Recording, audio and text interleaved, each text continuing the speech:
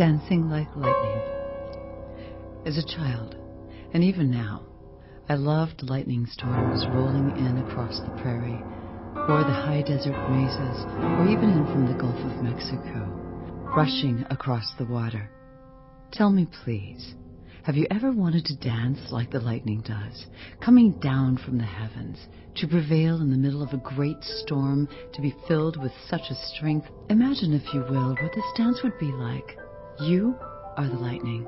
You are the starting point, the single white point that turns, and in that turning whirls about and pirouettes to flash and burst across the undulating sky, streaking from cloud to cloud, and then between each raindrop, between the rain gods and the thunder gods, between the hail gods and the ice gods, who are actually more like angels moving between accelerating electrons to seed the sky.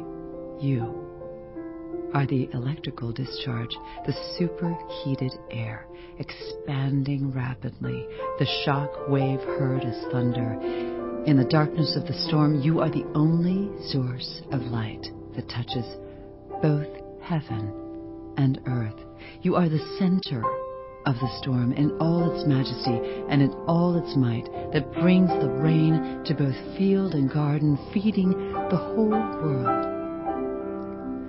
Think about this, please. If you could live your life with such a power and purpose, what would that look like to you? When would you begin? Tomorrow? Today? In an hour? This very moment? Now, perhaps?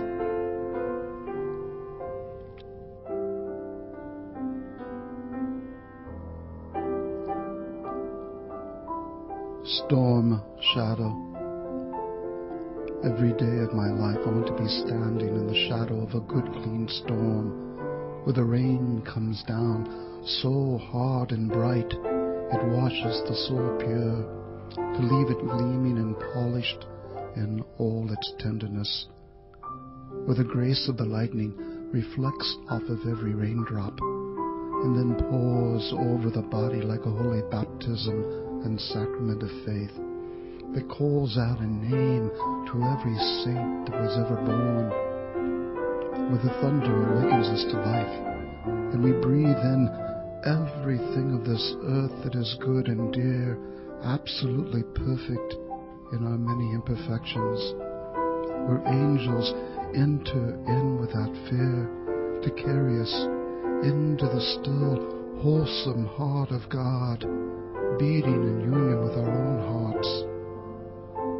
Do you think you could live in such a way where nothing else matters except the flower of yourself opening up again and again, and then wider still, to receive the blessing of the shower as dark and loamy soil where our firmly planted feet rest, but where everything is as transparent and translucent as the first day of your life, without apprehension, seen as a revelation from one moment to another, washed in the rain.